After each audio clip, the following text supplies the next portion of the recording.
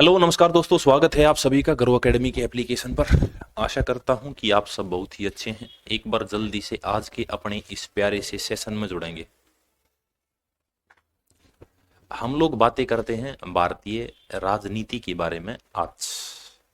इससे पहले हम लोग भारतीय इतिहास के अंदर प्राचीन भारत, मध्यकालीन भारत और आधुनिक भारत के बारे में बात कर चुके हैं। इसके बाद हम लोगों ने विश्व इतिहास के बारे में बात की। आज बातें करेंगे भारतीय राजनीति के बारे में, यानी इंडियन पॉलिटी के बारे में। सबसे पहले हम राजनीति पढ़ेंगे, उसके बाद कॉन्स्टिट्यूशन यानी संविधान पढ़ेंगे। सचिन नमस्ते भाई, good afternoon love. Sir static G के भी आप कराओ। अंकित अंकित हम लोग कोशिश करेंगे जहां तक हमारा ये सेक्शन जाएगा, आप मेरे साथ जुड़े रहेंगे तो मैं वहां तक आपको पढ़ाने का काम करूंगा। राजनीति के बाद भी मैं कंटिन्यू क्लासेज लूंगा, जीएस को कंप्लीट कवर कराने की कोशिश करूंगा। ठीक है, तो शुरुआत करेंगे प्रथम क्वेश्चन से। प्रथम क्वेश्चन यहाँ पर आपको देखने को मिलेगा। एक बार आप लोग आंसर देंगे, उसके बाद मैं इसके बारे में इंपॉर्टेंट क्वेश्चंस लिखवाऊंगा। ठीक है, पूछा गया है भारतीय राजनीति विज्ञान, ये सॉरी, राजनीति विज्ञान के पिता के रूप में किसे जाना जाता है। तो भारत के अंदर एक व्यक्ति है चाणक्य। उस चाणक्य को राजनीति के अंदर माहिर मानते हैं।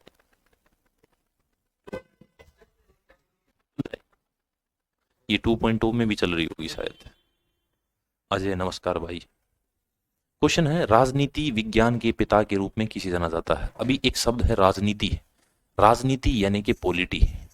अब इसी पॉलिटी के बारे में क्वेश्चन आता है। पॉलिटी किस भाषा के शब्द से बना है, तो ग्रीक भाषा का एक शब्द है पोलिस। ग्रीस भाषा का एक शब्द है पोलिस। उस पोलिस का अर्थ है स्टेट। स्टेट यानी राज्य। इसी राज्य से पॉलिटी शब्द बना हुआ है। अभी एक शब्द तो आपने यहां पढ़ा कि भारत राजनीति विज्ञान के पिता कौन है, तो आप लोग बोलेंगे एरिस्टोटल यानी अरस्तु। अरस्तु यानी एरिस्टोटल। लेकिन मैं आपको बताऊं, आधुनिक राजनीति विज्ञान का जनक या फादर ऑफ मॉडर्न पॉलिटी है, आधुनिक राजनीति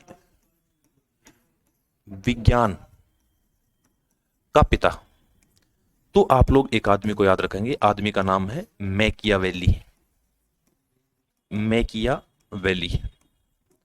इस मैकियावेली के द्वारा एक पुस्तक लिखी गई। पुस्तक का नाम क्या है, तो पुस्तक का नाम है प्रिंस। द प्रिंस नामक पुस्तक लिखी। इसी कारण इसको आधुनिक राजनीति विज्ञान का फादर बोलते हैं। ठीक है,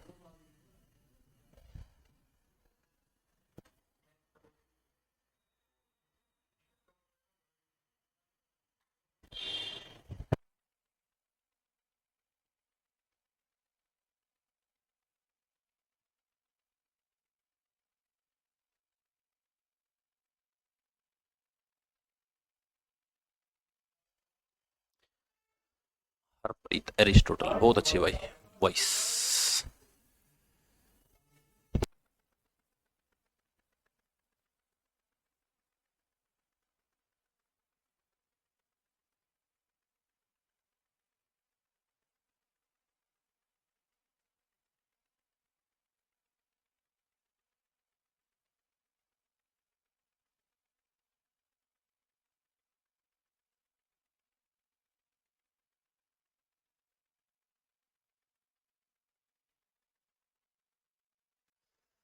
तो भाई अभी एरिस्टोटल तो आप जानते ही हैं, इसके बाद भी बहुत सारे नाम हैं। एक बात बारे में आपको बता दूं, इस अरस्तु के बारे में पढ़ाते वक्त मैंने आपको सुकरातीस से बातों की शुरुआत की थी। सुकरात से कैसे याद रखेंगे, सबसे पहले सुकरात।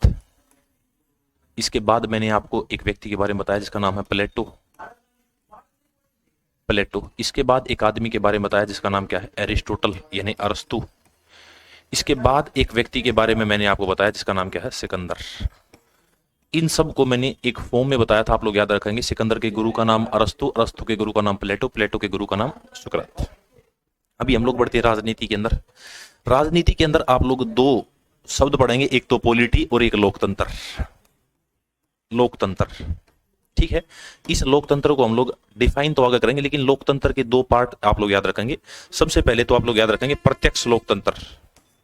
एक पढ़ेंगे आप लोग अप्रत्यक्ष लोकतंत्र, प्रत्यक्ष लोकतंत्र और अप्रत्यक्ष लोकतंत्र। यदि मैं प्रत्यक्ष लोकतंत्र की बात करूं तो आप एक देश के बारे में पढ़ेंगे, स्विट्जरलैंड।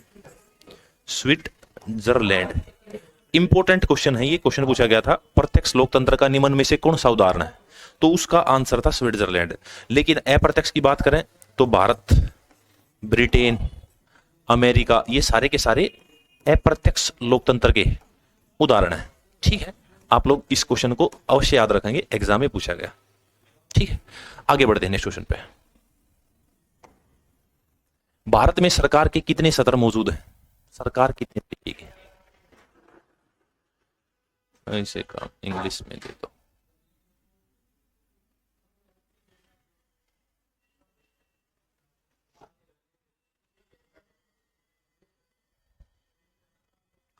सेम जब क्लास कंप्लीट हो जाए तो आप एक नंबर पे कॉल करना, ये नंबर है 7428480098। मैं आपकी जो भी प्रॉब्लम्स है इनको रिजोल्व कर दूंगा। ठीक है,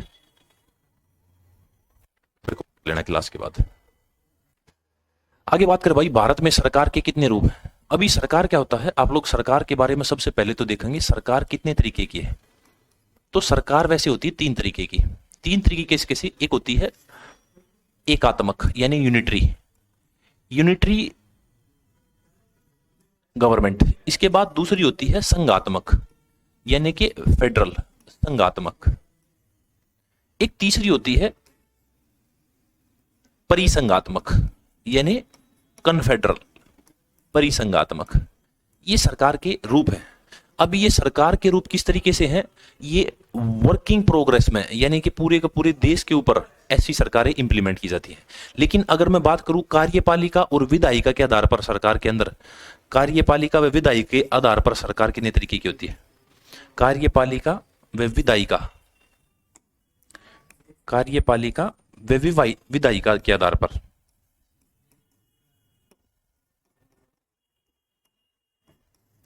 कार्यपालिका व विधायिका के आधार पर सरकार कितने तरीके की होती है? तो आप लोग बोलेंगे कि भाई दो तरीके की होती है। पहली वाली होती है संसदीय प्रणाली। संसदीय प्रणाली यानी कि आप लोग इसके बारे में बोलेंगे पार्लियामेंट्री सिस्टम। दूसरा आप लोग याद रखेंगे राष्ट्रपति प्रणाली यानी कि प्रेसिडेंशियल सिस्टम। अभी संसदीय प्रणाली आपको भारत में देखने को मिलेगी, प्रेसिडेंशियल सिस्टम आपको अमेरिका के अंदर देखने को मिलेगा। अभी ये है सरकार के रूप, यानी भारत को गवर्न करने के लिए। ये सरकार बनने के बाद एक शब्द का निर्माण होता है जिसको आप लोग संविधान के नाम से जानते हैं। संविधान एक कानूनों का संग्रह, कानूनों का संग्रह कहलाता है, यानी कि बुक ऑफ लॉ या रूल ऑफ लॉ। इस तरीके से आप लोग संविधान को पढ़ते हैं। ये सरकारों के पास बनाने के प्रयोग होते हैं इस तरीके से। अभी भारत में सरकार कितने स्तर पर मौजूद है? सतर पूछा गया है, तो सतर पर आप लोग आंसर देंगे तीन। तीन सतर कौन कौन सी है? सबसे पहले केंद्र सरकार, सेंट्रल गवर्नमेंट, या इसी को संघ सरकार के नाम से जानते हैं, केंद्र सरकार। दूसरा आप लोग पढ़ेंगे स्टेट गवर्नमेंट यानी कि राज्य सरकार, राज्य सरकार। और तीसरी आप लोग क्या पढ़ते हैं? स्थानीय सरकार यानी कि लोकल गवर्नमेंट। इस तरीके से आप लोग तीन सरकार के स्तर भारत के अंदर पढ़ते हैं। ओके, आगे बढ़ते हैं नेक्स्ट क्वेश्चन पे। 1773 के रेगुलेटिंग एक्ट के तहत सर्वप्रथम किस शहर में सर्वोच्च न्यायालय की स्थापना की गई थी? एक बार जल्दी से आप लोग इस क्वेश्चन का आंसर देंगे, इसके बाद मैं आपको इसके बारे में बताऊंगा।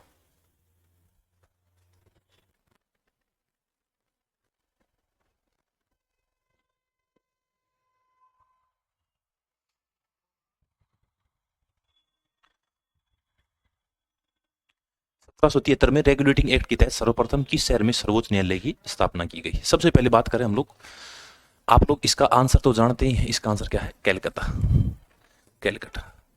अभी एक रेगुलेटिंग एक्ट है 1773 का, 1773 रेगुलेटिंग एक्ट, रेगुलेटिंग एक्ट, इसको तो आप सारे जानते हैं। इस रेगुलेटिंग एक्ट के सेक्शन 13 के अनुसार, इसके अंदर एक सेक्शन 13 है, इस सेक्शन 13 के अनुसार सर्वोच्च न्यायालय की स्थापना हुई थी भारत के अंदर, सर्वोच्च न्यायालय बनाया गया था। ठीक है, अब इस 1773 के रेगुलेटिंग एक्ट को भी समझने का काम करेंगे। रेगुलेटिंग एक्ट जो 1773 में आया था, ये 1773 के अंदर पारित हुआ था, यानी कि पेश हुआ था।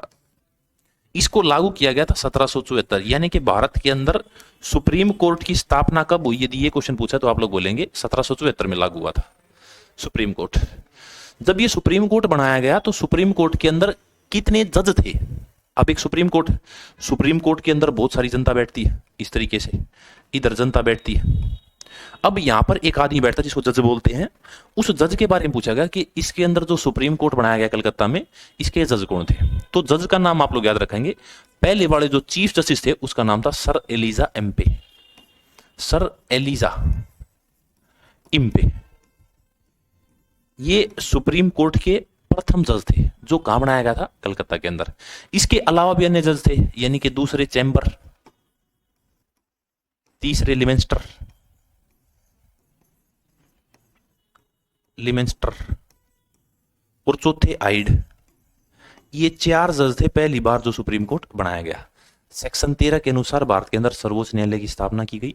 अभी ये जो सर्वोच्च न्यायालय है ये कलकत्ता के अंदर बनाया गया था, लेकिन इस कलकत्ता से उठाकर कहीं और लेकर गए हम साल 1935। सुप्रीम कोर्ट स्थानांतरित किया गया, यानी सर्वोच्च न्यायालय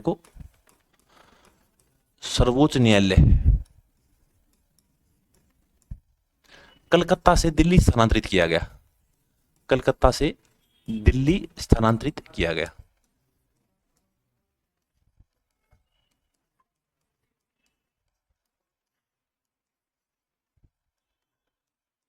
supreme court transferred from Calcutta to Delhi in 1935। इसके बाद भारत के अंदर इस सुप्रीम कोर्ट के अंदर बहुत सारे फेरबदल किए गए। एलिजा एम्पे, बहुत अच्छे भाई, याद रखेंगे। एलिजा एम्पे, चैम्बर, लिमेंस्टर और आइड, ये 4 जज थे सुप्रीम कोर्ट के। आगे आ जाओ। किस अधिनियम के माध्यम से बंगाल के गवर्नर को बंगाल के गवर्नर जनरल के रूप में नामित किया गया? Regulating act 1773, Indian council act 1861, government of India act 1858, ये इंडियन काउंसिल एक्ट 1909। बहुत इंपॉर्टेंट है। अभी हम लोग बातें कर रहे हैं भाई, बंगाल के गवर्नर को बंगाल का गवर्नर बनाया गया था, रेगुलेटिंग एक्ट 1773। अब ये जो रेगुलेटिंग एक्ट है 1773 का, इससे क्या क्या क्वेश्चन आपको देखने को मिल सकते हैं? रेगुलेटिंग एक्ट, सबसे पहले तो आपको इसे क्वेश्चन देखने को मिलेगा कि भाई जो रेगुलेटिंग एक्ट है ये भारत आया क्यों? तो इसके 2 कारण थे। पहला कारण था ईस्ट इंडिया कंपनी पर नियंत्रण। ईस्ट इंडिया कंपनी पर नियंत्रण के लिए भारत आया था। इसके बाद साम्राज्य, जो एम्पायर था ब्रिटिश एम्पायर, साम्राज्य के हितों की सुरक्षा के लिए, साम्राज्य के हितों की सुरक्षा के लिए ये भारत के अंदर लाया गया था, for the safety of British empire. इन 2 कारणों से रेगुलेटिंग एक्ट भारत के अंदर आया था। इसके तहत रिफॉर्म्स क्या किए गए? तो अगर मैं रेगुलेटिंग एक्ट 1773 के तहत रिफॉर्म्स की बात करूं तो भारत के अंदर इस रेगुलेटिंग एक्ट के तहत एक कोई भी व्यक्ति भेंट स्वरूप पैसा हड़पता था उसको बंद कर दिया, प्रतिबंध लगा दिया भेंट पर। कोई व्यक्ति भेंट पर नहीं लेगा, इसीलिए भेंट पर प्रतिबंध किस एक्ट के तहत लगाया गया? तो 1773 के रेगुलेटिंग एक्ट के तहत। ठीक है। इसके बाद बिना लाइसेंस व्यापार करने पर प्रतिबंध लगाया गया। बिना लाइसेंस कोई भी भारत के अंदर व्यापार नहीं करेगा, इस पर प्रतिबंध 1773 के रेगुलेटिंग एक्ट के माध्यम से लगाया गया। ठीक है। इसके बाद इसी रेगुलेटिंग एक्ट से आप लोग याद रखेंगे 20 साल का व्यापारिक एकाधिकार, 20 ईयर्स ट्रेड मोनोपोली, यानी 20 वर्ष का व्यापारिक एकाधिकार, यानी व्यापार केवल ईस्ट इंडिया कंपनी करेगी। इसके तहत ये छूट दी गई। ठीक है।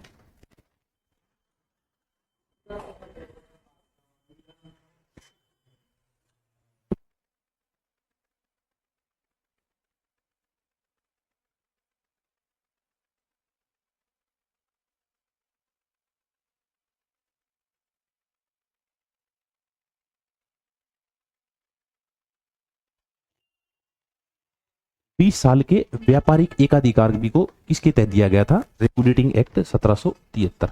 और इसी के तहत गवर्नर की पोस्ट को चेंज करके क्या बना दिया? Governor general. और बंगाल का जो प्रथम गवर्नर बना था बंगाल का प्रथम गवर्नर जनरल जो बना उसका नाम क्या है, तो आप लोग बोलेंगे वारेन हेस्टिंग्स। प्रथम गवर्नर जनरल बना वारेन हेस्टिंग्स, वारेन हेस्टिंग्स। ठीक है, ये बात याद रखेंगे आप लोग। आगे बढ़ते हैं। पिट्स इंडिया अधिनियम ब्रिटिश ईस्ट इंडिया कंपनी के वाणिज्य और राजनीतिक कार्यों के बीच प्रतिष्ठित था। कौन से एक्ट के तहत जो कमर्शियल और पॉलिटिकल फंक्शन थे वे ब्रिटिश इंडिया कंपनी के, उनको बांटा गया था दो भागों में। तो बहुत प्यारा क्वेश्चन है, आप लोग याद रखेंगे। इसका आंसर होगा 1784। ठीक है, 1784 के अंडर पिट्स इंडिया एक्ट आया, उसके माध्यम से वाणिज्य और राजनीति को सेपरेट किया गया था। लेकिन इससे पहले भी एक एक्ट भारत के अंदर आया था, एक एक्ट आया था 1781, 1781। एक्ट का नाम है संशोधनात्मक अधिनियम। संशोधनात्मक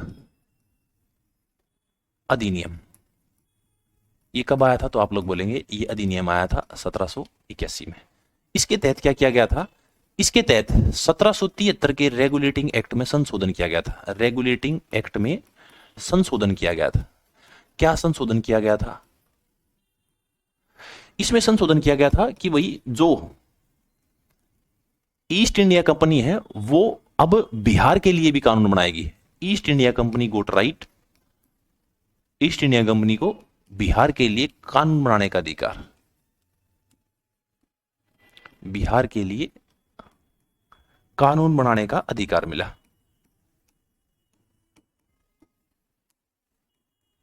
किस एक्ट के तहत, तो आप लोग बोलेंगे 1781 के एक्ट के तहत। अच्छा, एक 1773 के रेगुलेटिंग एक्ट से एक क्वेश्चन और याद रखेंगे आप लोग। क्वेश्चन क्या याद रखेंगे, इस एक्ट के माध्यम से जो ईस्ट इंडिया कंपनी थी उसका जो गवर्नर जनरल था, इस गवर्नर जनरल को जो बंगाल और बिहार, सॉरी ये तीन स्थान थे, एक मद्रास था और एक बंबई। इस मद्रास और बंबई को किसके अधीन कर दिया, तो इस बंगाल के गवर्नर जनरल के अधीन कर दिया। यहां पर एक और पोस्ट एस्टेब्लिश कर दी जिसका नाम है गवर्नर। ये दोनों के दोनों व्यक्ति बंगाल के अंडर में कब आए थे, तो 1773 के रेगुलेटिंग एक्ट के तहत। ठीक है, फिर इसी ईस्ट इंडिया कंपनी को बिहार के लिए भी कानून बनाने का अधिकार मिल गया। इसके बाद भारत के अंदर आया था 1784 में पिट्स इंडिया एक्ट। जब ये पिट्स इंडिया एक्ट आया तो इससे क्या क्या संशोधन हुए, पिट्स इंडिया एक्ट। अब जो व्यक्ति ब्रिटेन के व्यक्ति या भारत में काम करते थे उन पर कोई मुकदमा करना है तो उनके लिए लंदन में एक न्यायालय की स्थापना की गई। लंदन में न्यायालय की स्थापना की गई थी 1784 के पिट्स इंडिया एक्ट के तहत। न्यायालय की स्थापना की गई 1784 के पिट्स इंडिया एक्ट के तहत। हेस्टिंग्स। अब इसी 1784 के एक्ट के माध्यम से और क्या क्या संशोधन किए गए भाई, तो जो ट्रेड और व्यापार और प्रशासन, इन दोनों को सेपरेट किया गया, यानी कि अलग किया गया। कार्यपालिका और न्यायपालिका, कार्यपालिका और न्यायपालिका को भी सेपरेट किया गया। कार्यपालिका व न्यायपालिका इसको भी अलग कर दिया गया, क्योंकि जब शुरुआत में भारत के अंदर कानून आए थे तो ये जो न्यायपालिका थी ना, सुप्रीम कोर्ट, ये सारा का सारा वारेन हेस्टिंग्स के अंडर में कार्य करता था। लेकिन इन दोनों को सेपरेट करने का काम कर दिया था 1784 के एक्ट के तहत। ठीक है, अब जो भारत के अंदर एक वारेन हेस्टिंग्स नाम का आदमी था, 1785 में उस वारेन हेस्टिंग्स को वापस बुला लिया वहां पर, और इस वारेन हेस्टिंग्स के खिलाफ एक प्रक्रिया लाई गई ब्रिटेन की संसद में, जिसका नाम क्या है, महाभियोग। वारेन हेस्टिंग्स के खिलाफ एक प्रक्रिया लेकर आई गई जिसका नाम क्या है, महाभियोग। इस महाभियोग की प्रक्रिया के माध्यम से उन लोगों ने वारेन हेस्टिंग्स को उसके पद से हटाया था, यानी कि बेइज्जती करके पद से हटाने की प्रक्रिया महाभियोग कहलाती है। हम लोग इसको भारत के अंदर राष्ट्रपति के बारे में पढ़ेंगे। आगे देखो, भारतीय सिविल सेवा निम्नलिखित में से किस ब्रिटिश अधिनियम द्वारा शुरू की गई थी। ठीक है, Indian civil services was introduced by which of the following British act. बहुत प्यारा। इससे पहले भारत के अंदर इस 1784 के पिट्स इंडिया एक्ट में संशोधन करने के लिए एक और कानून आया। कब आया था, तो आप लोग बोलेंगे 1786। नाम क्या था, संशोधनात्मक अधिनियम। संशोधनात्मक अधिनियम। इसका मतलब क्या है? तो आप लोग बोलेंगे कि भाई जो पीछे कानून आए थे उनके अंदर संशोधन करने के लिए 1786 में एक एक्ट आया था। जब ये एक्ट आया तो इसके माध्यम से क्या किया भाई? इसके माध्यम से बंगाल के गवर्नर जनरल को ब्रिटिश सेना का प्रमुख बना दिया गया। ब्रिटिश सेना का प्रमुख बनाया गया।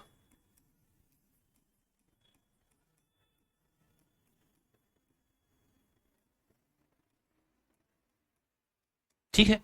इसके बाद भारत के अंदर अगला एक्ट आया कब? 1793। इसी 1793 के एक्ट के तहत भारत में क्या किया गया था भाई? इसके तहत भारत के अंदर इंडियन सिविल सर्विसेज, एक तारीख है 21 अप्रैल 1793। 21 अप्रैल 1793 में भारत के अंदर आईसीएस की स्थापना की गई थी, इंडियन सिविल सर्विसेज की।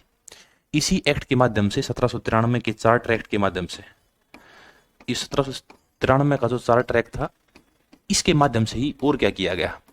तो इसी के माध्यम से भारत के अंदर राजस्व पुलिस और राजस्व विभाग, रेवेन्यू पुलिस और रेवेन्यू बोर्ड की स्थापना भारत के अंदर की गई थी। इसी के माध्यम से 20 साल की ट्रेड मोनोपोली फिर बढ़ा दी, 20 साल का व्यापारिक एकाधिकार और एक्सटेंड कर दिया, यानी बढ़ा दिया गया। किसके द्वारा? तो आप लोग बोलेंगे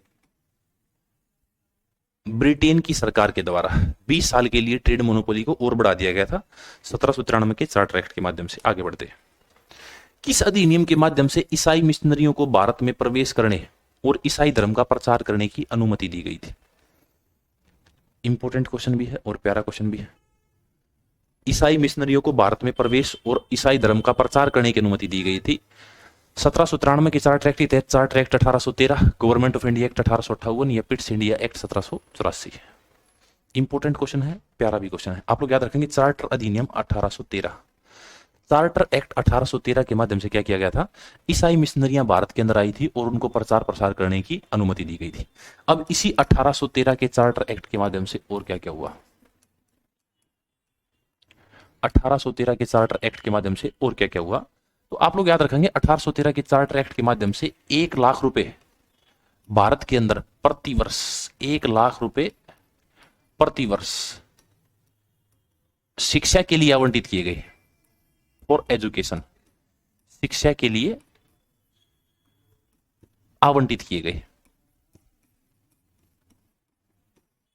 शिक्षा के लिए आवंटित किए गए थे 1 लाख रुपीज पर एनम 1813 के चार्टर एक्ट के तहत। इसी के तहत भारत के अंदर ईसाई मिशनरी आई। इसके तहत ट्रेड मोनोपोली, जो 20 साल की ट्रेड मोनोपोली थी, वो 20 साल का व्यापारिक एकाधिकार खत्म हो गया। 20 साल का व्यापारिक एकाधिकार समाप्त किया गया, दो चीजों को छोड़कर। दो व्यापारों को छोड़कर। दो व्यापार कौन कौन से भाई? तो आप लोग याद रखेंगे दो व्यापार छोड़े गए।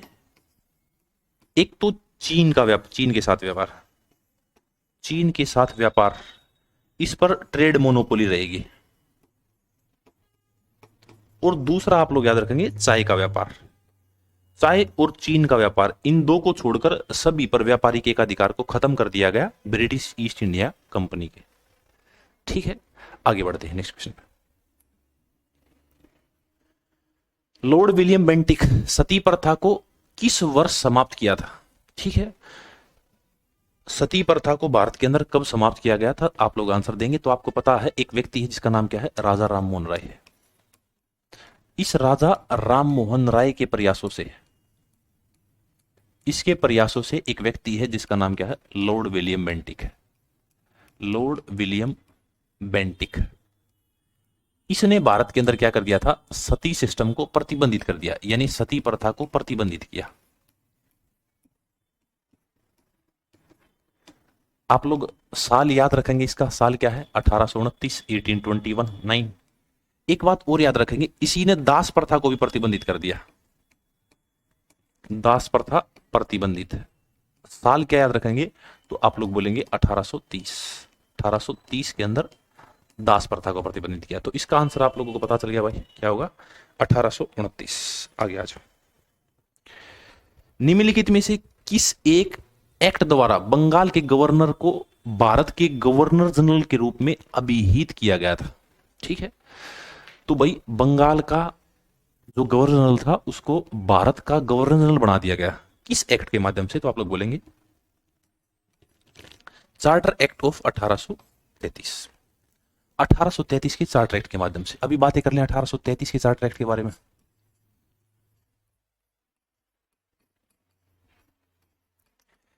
इसके बारे में आप लोग याद रखेंगे, इस 1833 के चार्टर एक्ट के माध्यम से भारत के अंदर पहली बार अंग्रेजी को मान्यता दी गई कि भाई सारे एडमिनिस्ट्रेशन के काम अंग्रेजी भाषा में होंगे। इसी एक्ट के माध्यम से सरकार का केंद्रीयकरण किया गया, सेंट्रलाइजेशन ऑफ गवर्नमेंट, सरकार का केंद्रीयकरण, यानी कि जो प्रांत के अंदर बैठी थी उसको अब सेंटर में लाके बैठा दिया 1833 के चार्टर एक्ट के माध्यम से। इसी समय एक मैकाले आयोग आया था, मैकाले आयोग की अनुशंसा पर भारत के अंदर अंग्रेजी को शिक्षा का माध्यम बनाया गया। अंग्रेजी को शिक्षा का माध्यम कब बनाया गया? तो आप लोग बोलेंगे 1835। 1835 में इसको शिक्षा के रूप में बढ़ाया गया था अंग्रेजी को। ठीक है, तो आप लोग ये बातें इस एक्ट के बारे में याद रखेंगे, 1833 का चार्टर एक्ट। और इसी के माध्यम से बंगाल के गवर्नर जनरल को अब भारत का गवर्नर जनरल बोला गया। ठीक है, गवर्नर जनरल ऑफ इंडिया। आगे आ जाओ। ब्रिटिश भारत में ब्रिटिश ईस्ट इंडिया कंपनी का शासन भारत सरकार अधिनियम के तहत समाप्त कर दिया गया। जो ब्रिटिश ईस्ट इंडिया कंपनी है उसका शासन समाप्त कर दिया गया। ब्रिटिश ईस्ट इंडिया कंपनी हम लोग बाद में देखेंगे, बाद में कैसे समाप्त होगी मैं ये आपको बताने का काम करूंगा। ठीक है, ये मिसप्रिंट हो गया होगा थोड़ा सा। अभी देखो, ब्रिटिश भारत में ब्रिटिश ईस्ट इंडिया कंपनी का शासन भारत सरकार अधिनियम के तहत समाप्त कर दिया गया 1858, 1857, 1859 और 1856। इससे पहले भारत के अंदर एक और कानून आ चुका था 1853 में। जो 1853 का जो अधिनियम था इसके तहत क्या किया गया था? इसके तहत भारत के अंदर सिविल सेवाओं के लिए लिखित परीक्षाओं का आयोजन किया गया था। सिविल सेवा के लिए लिखित परीक्षाओं का आयोजन, लिखित परीक्षाओं का आयोजन किसके तहत किया गया था? तो आप लोग बोलेंगे 1853 के अधिनियम के तहत। ठीक है, इसके बाद भारत के अंदर 1858 में एक भारत सरकार अधिनियम आया। इसी 1858 के भारत सरकार अधिनियम के तहत इंडियन गवर्नमेंट एक्ट या भारत सरकार अधिनियम, गवर्नमेंट ऑफ इंडिया एक्ट, इसके तहत भारत के अंदर क्या क्या किया गया? एक तो इसके तहत भारत के अंदर सम्राट के पद को खत्म करके, मुगल सम्राट का पद खत्म करके और ब्रिटेन की महारानी को भारत की महारानी घोषित कर दिया गया। और इसी एक्ट के माध्यम से भारत के अंदर जो गवर्नर जनरल की पोस्ट थी, गवर्नर जनरल की पोस्ट, गवर्नर जनरल पद को बदलकर उसका नाम वायसराय कर दिया।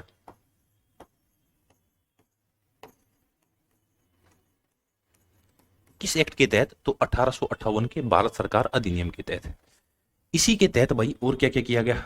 इसके तहत एक पोस्ट बनाई गई जिसका नाम क्या है? स्टेट सेक्रेटरी, यानी राज्य सचिव। जो राज्य सचिव का पद है ये ब्रिटिश संसद में एक पोस्ट बनाई गई जो भारत की देखरेख करेगा। ब्रिटिश संसद के अंदर इस पोस्ट को बनाया गया था राज्य सचिव। अब भारत के सारे मामले एक राज्य सचिव, स्टेट सेक्रेटरी देखेगा। हाँ गरिमा, वो कंप्लीट हो गई है। आगे बढ़ते नेक्स्ट क्वेश्चन। भारत के राज्य सचिव पद किसके द्वारा बनाया गया था? तो रानी की विक्टोरिया उद्घोषणा, Indian council act, the government of India act, या फिर नन ऑफ द अबव। बहुत इंपॉर्टेंट क्वेश्चन है, एक बार जल्दी से आप लोग आंसर देंगे। ठीक है,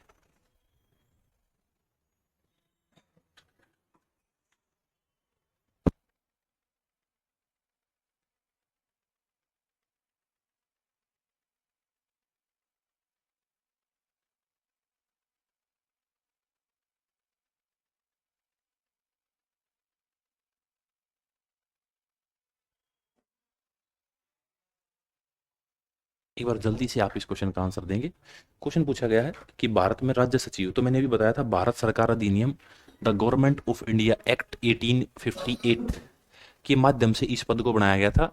लेकिन इसके बाद भी इस पद की घोषणा क्यों हुई थी भाई? तो विक्टोरिया उद्घोषणा, ठीक है। एक प्रोक्लेमेशन लेटर है यानी कि घोषणा पत्र। महारानी विक्टोरिया ने क्या किया? एक घोषणा पत्र भेजा भारत के अंदर। और जो घोषणा पत्र भेजा वो 1 नवंबर 1858 1858 का। भारत के अंदर एक पार्क है मिंटो पार्क। मिंटो पार्क जो कि कहां पर है? इलाहाबाद के अंदर है। इस इलाहाबाद के मिंटो पार्क के अंदर इसको बोल के पढ़ के सुनाया गया। किसके द्वारा? तो भाई लॉर्ड कैनिंग के द्वारा। लॉर्ड कैनिंग ने जब इस घोषणा पत्र को पढ़ा तो उसने भारत को बताया कि भाई आपके लिए एक तो राज्य सचिव, एक वायसराय, एक राज्य सचिव, एक वायसराय और एक महारानी, ये पोस्ट एस्टेब्लिश की गई है, ठीक है। किसकी उद्घोषणा पर? तो आप लोग बोलेंगे रानी का विक्टोरिया उद्घोषणा, ठीक है। Proclamation of queen Victoria. आगे बढ़ते हैं, नेक्स्ट क्वेश्चन। भारत का पहला बजट किसके द्वारा पेश किया गया था? इंपोर्टेंट भी क्वेश्चन हो और प्यारा भी क्वेश्चन, ठीक है। भारत के अंदर एक एक्ट आया था 1861 1861, इंडियन काउंसिल एक्ट यानी भारतीय परिषद अधिनियम। भारतीय परिषद अधिनियम एक एक्ट आया था भारत के अंदर। इस एक्ट के माध्यम से भारत के अंदर 1860 में, उससे पहले ही बजट प्रस्तुत कर दिया गया था। किसने पेश किया था? तो आप लोग बोलेंगे ये क्या था? जेम्स विल्सन ने। उस समय भारत का वायसराय कौन था? तो लॉर्ड कैनिंग। जेम्स विल्सन ने भारत का पहला बजट पेश किया था। इस एक्ट के माध्यम से भारत के अंदर 1862 में 3 उच्च न्यायालयों की स्थापना की गई। 3 उच्च न्यायालय।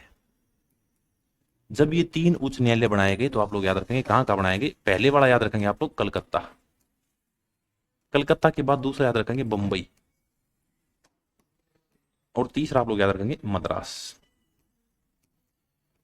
इसी 1861 के एक्ट के माध्यम से भारत के अंदर विभागों का विभागीकरण, यानी जो आप लोग डिपार्टमेंट देख रहे हैं, डिपार्टमेंट, गृह मंत्रालय, रक्षा मंत्रालय, इनका डिपार्टमेंटलाइजेशन कब किया गया था? 1862। विभागीकरण, एक याद रखेंगे।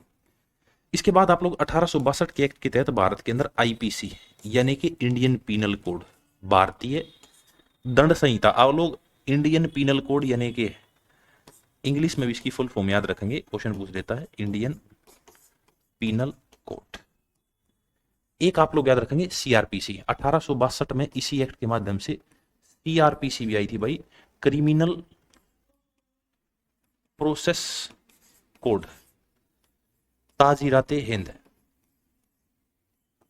ये दोनों किसके माध्यम से आए थे? तो आप लोग याद रखेंगे 1862 में।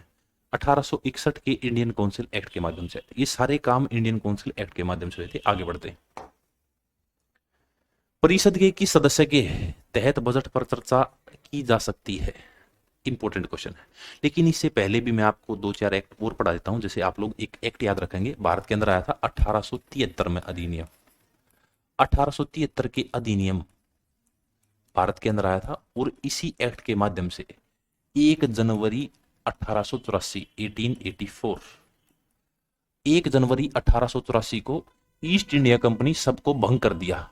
ईस्ट इंडिया कंपनी को भंग कर दिया, भंग कर दिया। एक बात तो आप लोग याद रखें। इसके बाद 1876 में एक शाही उपाधि अधिनियम आया था। शाही उपाधि अधिनियम।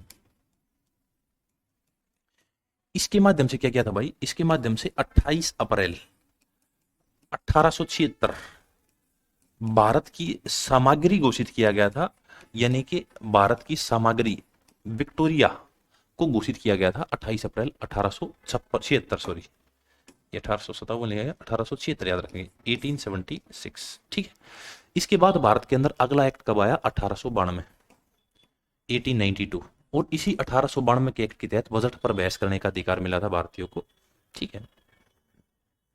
बजट पर चर्चा करने का अधिकार मिला था। आगे बढ़ते हैं नेक्स्ट क्वेश्चन पे। पृथक निर्वाचन मंडल प्रणाली इस अधिनियम में पेश की गई थी?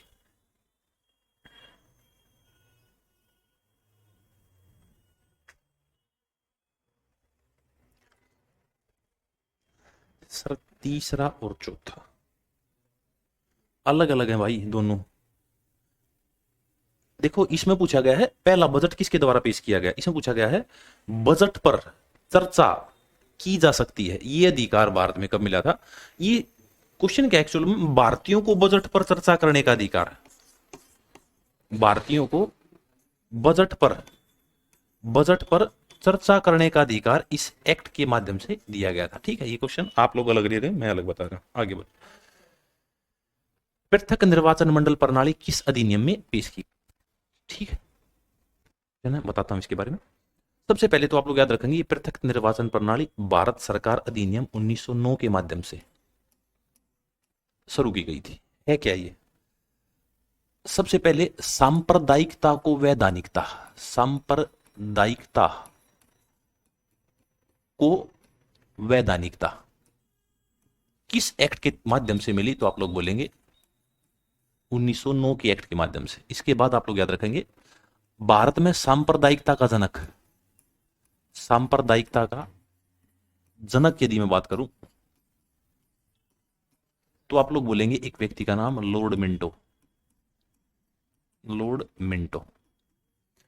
इस एक्ट को आप लोग 1909 के एक्ट को मार्ले मिंटो सुधार के नाम से जानते हैं, मार्ले मिंटो अधिनियम।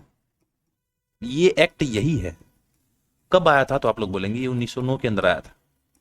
अब इसके अंदर दो व्यक्तियों के नाम है, एक तो मार्ले है, मार्ले कौन है, राज्य सचिव, और मिंटो कौन है तो आप लोग याद रखेंगे मिंटो है भारत का वायसराय, भारत का वायसराय, ये दो। अब इस मार्ले मिंटो अधिनियम 1909 के तहत भारत में मुस्लिमों को पृथक निर्वाचन मिला, मुस्लिमों को पृथक निर्वाचन यानी सेपरेट जगह मिल गई थी 1909 के एक्ट के माध्यम से। ठीक है, आप लोग इस क्वेश्चन को याद रखेंगे। आगे बढ़ते, द्वैध शासन को पहली बार भारत में किसके तहत पेश किया गया था, Morley Minto reforms, Montford reforms, Simon commission plan, ये गवर्नमेंट ऑफ इंडिया एक्ट 1935। बहुत प्यारा क्वेश्चन है और इंपॉर्टेंट भी है। बातें करेंगे तो आप लोग याद रखेंगे द्वैध शासन भारत के अंदर, मोंटफोर्ड रिफॉर्म्स, इसका पूरा नाम क्या है, मोंटेग्यू चेम्सफोर्ड रिफॉर्म्स, यानी कि मोंटेग्यू चेम्सफोर्ड सुधार 1919। इसके माध्यम से भारत के अंदर क्या हुआ था, इसके माध्यम से भारत के अंदर प्रांतों में द्वैध शासन लगाया गया था, यानी भारत के अंदर द्वैध शासन की पहली बार शुरुआत देखी गई थी। इसी के तहत पहली बार महिलाओं को वोट का अधिकार दिया गया था, महिलाओं को वोट का अधिकार किस एक्ट के माध्यम से दिया गया था तो आप लोग बोलेंगे मोंटेग्यू चेम्सफोर्ड रिफॉर्म्स 1919। अब ये मोंटेग्यू कौन है भाई, तो मैंने आपको बताया मोंटेग्यू है राज्य सचिव यानी कि स्टेट सेक्रेटरी, राज्य सचिव, और जो चेम्सफोर्ड है वो क्या है तो आप लोग याद रखेंगे चेम्सफोर्ड है वायसराय। इसी कारण इसको क्या बोला गया, मोंटेग्यू चेम्सफोर्ड रिफॉर्म। और इसी के तहत भारत के अंदर पहली बार द्वैध शासन की शुरुआत हुई थी। आगे बढ़ते, रोलेट एक्ट अधिनियम में पारित किया गया था,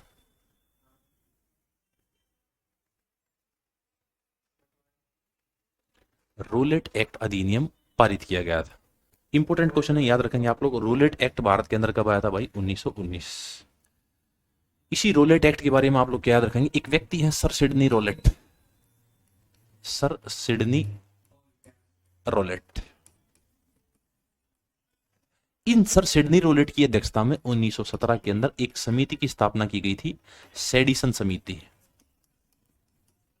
और इसी सेडिसन समिति की सिफारिशों पर भारत के अंदर एक एक्ट आया था जिसका नाम क्या है, रोलेट एक्ट। अब इसी रोलेट एक्ट के बारे में याद रखेंगे आप लोग, ये भारत के अंदर 1919 के अंदर आया था। इसी एक्ट को बिना अपील, बिना वकील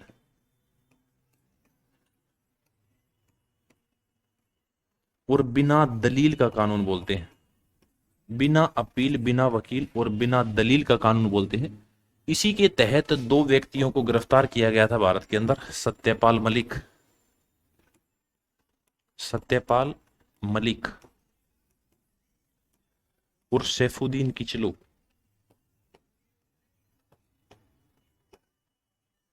इन दोनों को गिरफ्तार किया गया था और इसके बाद इसी एक्ट के विरोध में आदमी इकट्ठे हुए थे। कहां पर? जलियांवाला बाग के अंदर।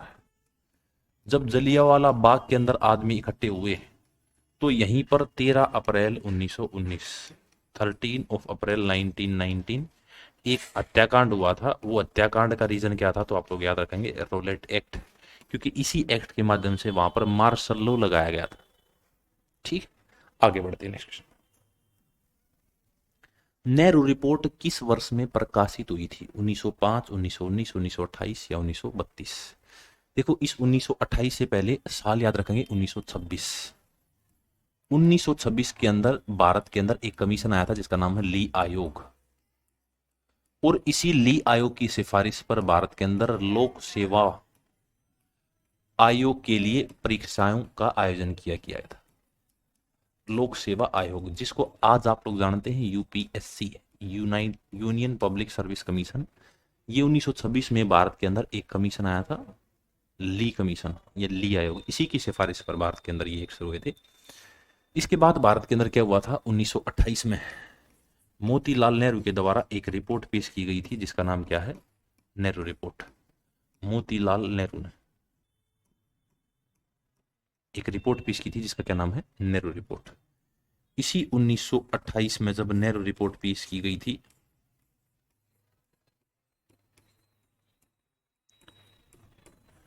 नेहरू रिपोर्ट पेश की गई थी, तो इस नेहरू रिपोर्ट को संविधान का ब्लूप्रिंट बोलते हैं। ब्लूप्रिंट ऑफ इंडियन कॉन्स्टिट्यूशन, यानी संविधान का ब्लूप्रिंट, इसी को बोलते हैं। ये कब आई थी तो आप लोग आंसर देंगे 1928। आगे बढ़ते हैं। भारत में पूर्ण स्वराज दिवस कब मनाया गया था? पूर्ण स्वराज दिवस, देखो अब ये नेहरू रिपोर्ट जब बनी तो इसके बाद जो जवाहरलाल नेहरू थे वो बोले भाई मेरे पिताजी ने तो संविधान बना दिया। जब पिताजी ने संविधान बना दिया तो अंग्रेजों को जवाहरलाल नेहरू ने बोला कि भाई, जवाहरलाल नेहरू ने ये बोला कि भारत को आजाद कर दो, लेकिन वो नहीं माने। 1929 के अंदर कांग्रेस का अधिवेशन कहां पर हुआ? लाहौर के अंदर। और लाहौर में एक रावी नदी है, रावी नदी के तट पर, रावी नदी के तट पर झंडा फहरा दिया। किसने? जवाहरलाल नेहरू ने। और झंडा फहराया तो यहीं पर किसकी मांग की? पूर्ण स्वराज की। पूर्ण स्वराज की मांग की तो उसी को आगे चल के जो कांग्रेस है वो 26 जनवरी 1930 से लेकर 26 जनवरी 1950 तक स्वतंत्रता दिवस के रूप में मनाती थी। स्वतंत्रता दिवस के रूप में मनाती थी कौन? तो आप लोग बोलेंगे कांग्रेस। जब स्वतंत्रता दिवस के रूप में बनाती थी तो आप लोग साल याद रखेंगे 26 जनवरी 1930, 26 ऑफ जैन 1930 पूर्ण स्वराज दिवस ऑब्जर्व किया गया था। इसको बाद में कांग्रेस स्वतंत्रता दिवस बनाती। हमारा जो संविधान है वो 26 नवंबर 1949 को बनकर रेडी हो गया था, लेकिन हम लोगों ने लागू नहीं किया।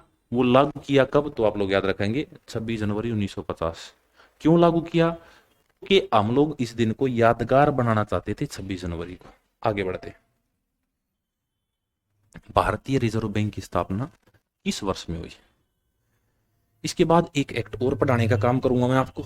एक्ट का नाम याद रखेंगे आप लोग 1928, 1928। भारत के अंदर एक कमीशन आया था, साइमन कमीशन, साइमन आयोग, या इसी को साइमन कमीशन बोलेंगे। जब ये साइमन कमीशन भारत के अंदर आया तो इस साइमन कमीशन के अंदर 7 व्यक्ति थे और 7 के साथ क्या थे? अंग्रेज। इसीलिए इसको श्वेत मैन आयोग या व्हाइट मैन आयोग के नाम से जाना जाता है। श्वेत मैन आयोग के नाम से साइमन कमीशन को जाना जाता है। इसी के लिए एक व्यक्ति है जिनका नाम है लाला लाजपत राय।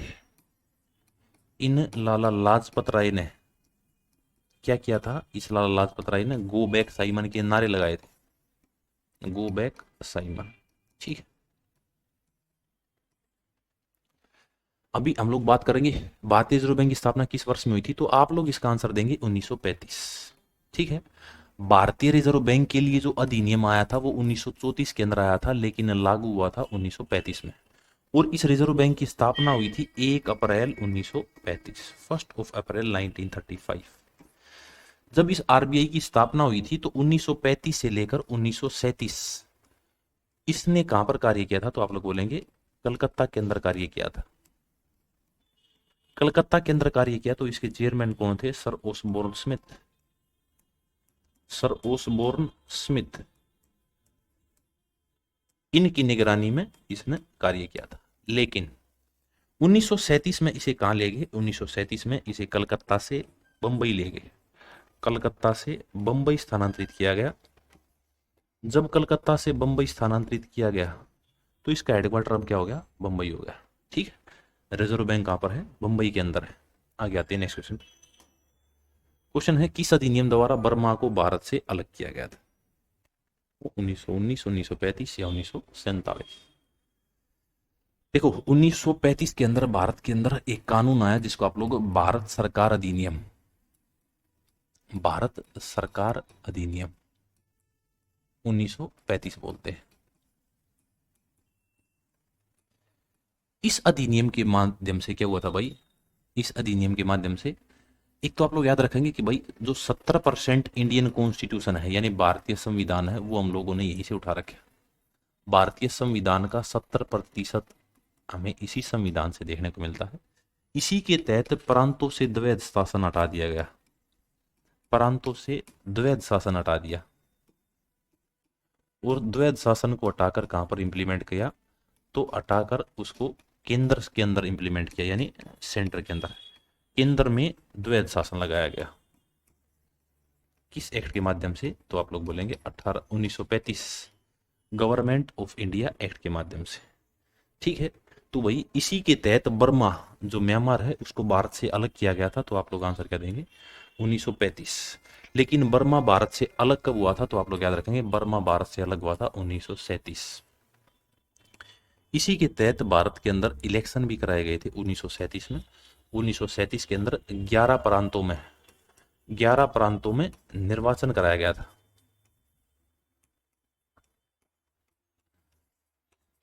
जब 11 प्रांतों में निर्वाचन किया तो 8 में पूर्ण बहुमत से कांग्रेस की सरकार आई थी, पूर्ण बहुमत से कांग्रेस की सरकार आई थी। ठीक है।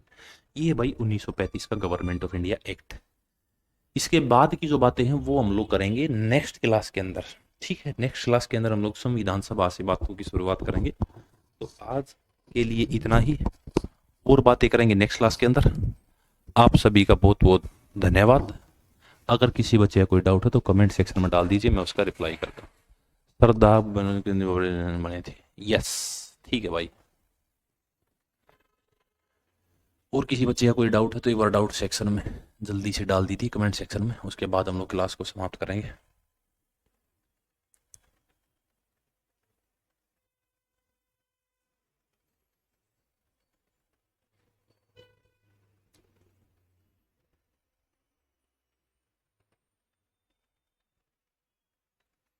11/19, 19 तो क्वेश्चन नहीं भाई, टोटल 20 क्वेश्चन है। अच्छा 19 में से 11 आपने ठीक किए। ठीक है। ओके भाई, आज के लिए बहुत बहुत धन्यवाद आप सभी का। सर GD इंग्लिश सर नहीं पढ़ाए,